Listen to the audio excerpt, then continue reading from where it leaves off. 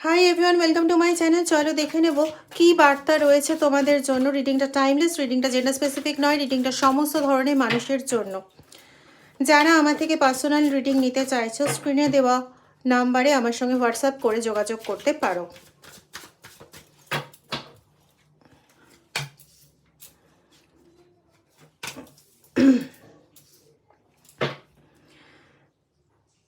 বর্তমানে তুমি নিজেকে এমনভাবে জাগ্রত করার চেষ্টা করছো, তাও ঈশ্বরের আশীর্বাদে, যেখানে তুমি সমস্ত রকম ভ্রম থেকে বাইরে, বারবার করে তোমাকে দিয়ে বিভিন্ন রকম কাজ করিয়ে নেওয়ার জন্য নিজেদের সুবিধার্থে যে তোমাকে ব্যবহার করে তারপরে ছিন্ন ভিন্ন করে দেওয়া হয়েছে, মানসিকভাবে অত্যাচারিত করা হয়েছে বা মানসিকভাবে তুমি প্রচণ্ড দুর্বল বোধ করেছো, আজকে তুমি সেই জায়গা থেকে অনেকটাই মুক্ত।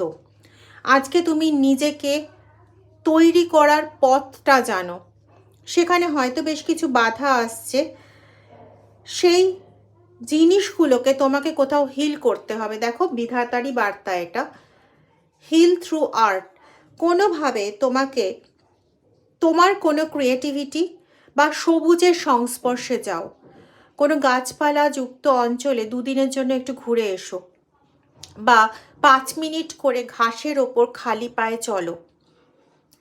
এগুলো তোমাকে সেই জায়গাটা কিছুটা হিল করবে।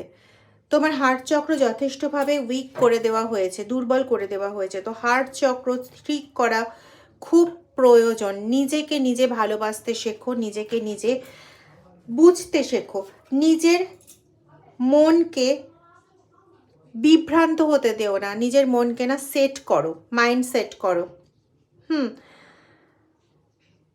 নিজের যে জায়গাগুলো নিজেকে বারংবার ক্ষতিগ্রস্ত করে, সেই জায়গাগুলো থেকে বেরো। দেখো, কোনো মানুষ তোমাকে, খুব কম মানুষই হয়তো অনেকের জীবনে আসে যারা তোমাকে তোমার মতন করে বুঝে তোমাকে একটা নতুন প্রকাশ দেবে। এক কথায় বলা যায় সেই সমস্ত মানুষরা হচ্ছে গড। এখানে ঈশ্বর নিজে তোমার জন্য সেই জায়গাটা নিয়েছেন, তিনি বার্তাটা দিচ্ছেন তোমাকে যে তুমি নিজের জায়গাটাকে হিল করো। তিনি অবশ্যই তোমার সাথে আছেন, কিন্তু ওই মানুষ তোমাকে বারবার নিজের প্রয়োজনে ব্যবহার করছে, সরি বলছে, আবার তারপরে তুমি তার থেকেই কষ্ট পাচ্ছ। এই চক্র থেকে নিজেকেই মুক্ত করো।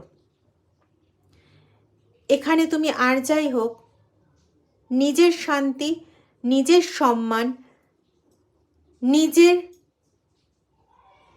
ক্লান্তি সরিয়ে ফেলার যে একটা অনুভূতি, এগুলো কিন্তু তুমি কখনোই খুঁজে